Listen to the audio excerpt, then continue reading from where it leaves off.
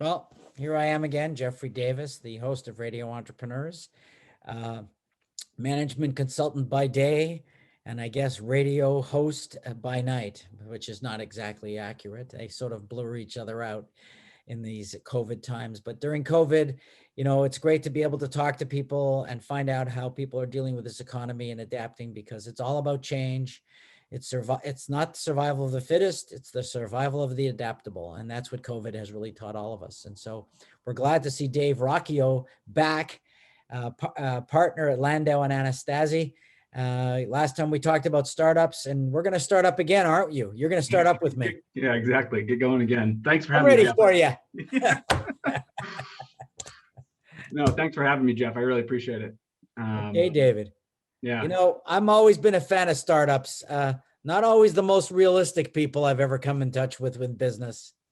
No, I mean, that is the why they succeed and also maybe why they don't succeed, right? I mean, shooting high, maybe you win high. Shooting high and not having the best plan, sometimes you kind of fall flat. So you kind of hinted at, what I was hoping to talk about a little bit today. Last time we spoke, Jeff, we mentioned briefly about the impact of COVID on startups and how they've had to pivot a lot. And it got me thinking, just about some of the common frustrations and common roadblocks that we see with a lot of companies of any size and shape and stage, but often with startups, just because they're getting newly into the intellectual property, patents, trademarks, copyrights area. Their business decisions are intimately entwined with those IP decisions. So I was hoping to kind of express maybe a few different considerations that I think really startups should be thinking about, and give you some examples, some stories about what happens maybe if the right questions aren't asked up front or the right decisions aren't made up front, what the impact can be. And so, yeah. Let's hear about that. Yeah, great. So, I think most people in the technology spaces and startups know it's important to file things early, right? Whether you're protecting a patent, your brand, with a trademark or whatever, it's important to file early because usually first wins, right? One of the worst things that can happen as a patent attorney is you have these great conversations with an inventor or startup, and they're very excited and they're gung-ho, and then you finally get to that last question of, okay, well, I just want to make sure you haven't talked about this with anybody, right? You haven't disclosed it anywhere, you haven't publicly made it available. And their answer is, well, no, yeah, we've been doing this for a few years now, and we've been selling, we've had great success. And your heart and your stomach sink, and you think, oh, we might have a problem here, because in the US and in most of the developed world, once you disclose something, either you're immediately not able to file a patent on it, or a clock starts and gives you, but basically usually not longer than a year to file. So if you've been doing it for longer than a year, you're potentially going to have some big problems. I can vividly remember I was at a conference down in DC meeting with some foreign companies who were looking to enter the United States, and they were young startups and they were super excited. I was talking to it was a South Korean company, and it had to do with some agricultural new product, and she was so gung-ho, ready to talk about how we're going to patent this in the United States now. I asked that question, oh, well, what, where are you at? How have you been doing? She's like, oh, we've been doing this for over 5 years in Korea. It's like, oh, and I we have a very gentle conversation about, well, we might have some concerns moving forward, and you can tell it was nothing that she had ever considered. And so it's very important to impress on startups how important it is, one, to file early, but if you can't file early, don't talk about your ideas, your inventions with anybody before you have some sort of agreements in place to keep things secret, or like I said, ideally if you filed.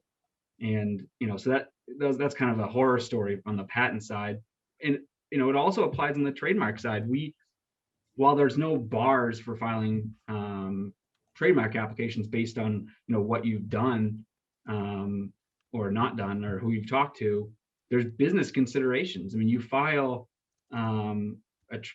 for example, a trademark registration in the United States, your brand gets successful, you get traction. Now you're looking to expand outside the United States. And what you're not aware of are those other companies that are looking at you from the outside, who are seeing your successful brand names, who are seeing your successful products and taking actions outside of the country to prevent you from expanding out. We had one example of a startup in the US, became very successful, looking to expand outside, hadn't really taken the necessary steps yet, was just kind of considering it.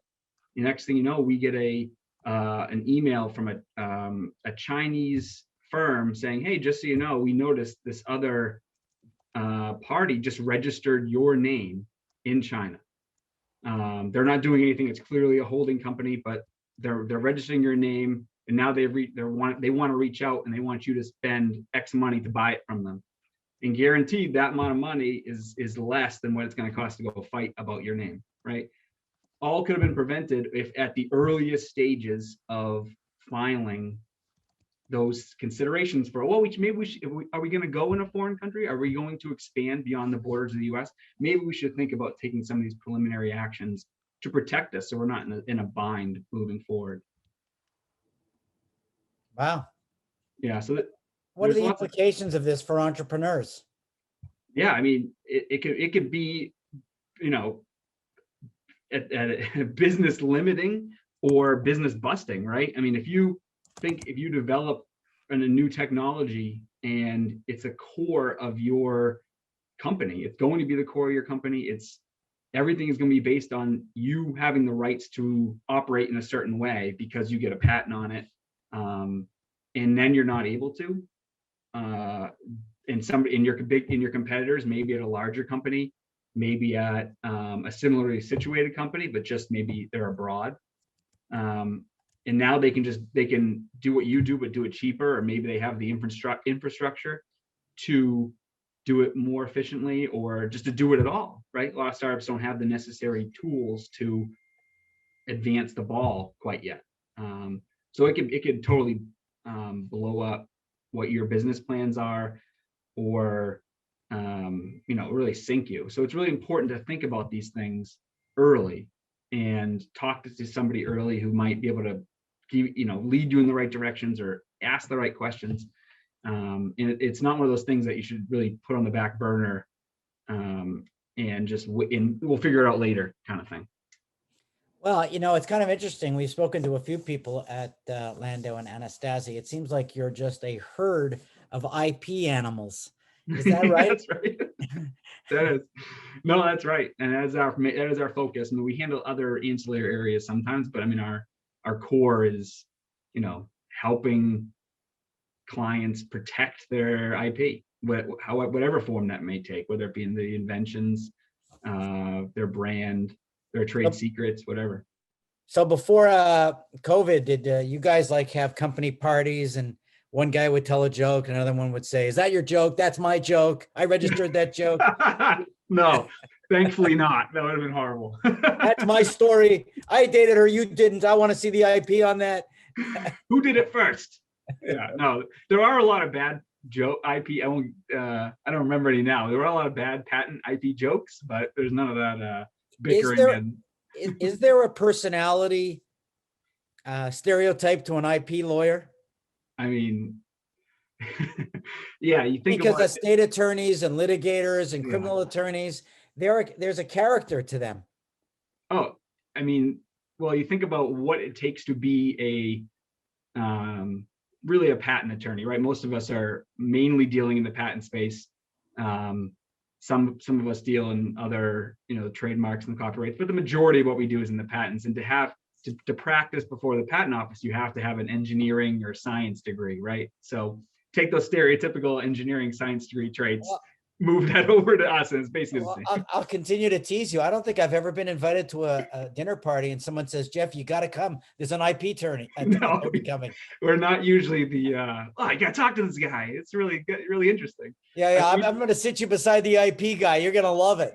He's got some great stories about patents. Yeah, so we've been speaking with David Roccio, obviously a very good-natured IP attorney. That's my kind of guy. So I would want to sit beside him at a party because I would make trouble and he'd laugh. Yeah, exactly. So Dave, if someone's looking for you at Lando and Anastasi, and you could make IP kind of entertaining for them, how would they find you? Yeah, sure. I mean, anybody who needs to talk about any concerns they have, or, one of the, along what I was saying, making the right connections, talking to the right people, we can help, or try to help anyway. And my email is droccio@lalaw.com. Just shoot me an email. We can connect. The best thing about COVID, right, is it's hard to say best thing about COVID, but the virtual environment that's developed because of this makes it very easy to get on a chat and talk, and we can figure out how we might be able to help you. And you know what the spouse of the IP attorney never said? Honey, you got to stop making me laugh. I got to go to sleep. Yeah. No, that what you just said, that was the first time that's ever been said. Well, thanks, Dave. And I hope I didn't push the boundaries too far. It's been not fun at all. talking to you. And I look forward to talking to you again on Radio Entrepreneurs.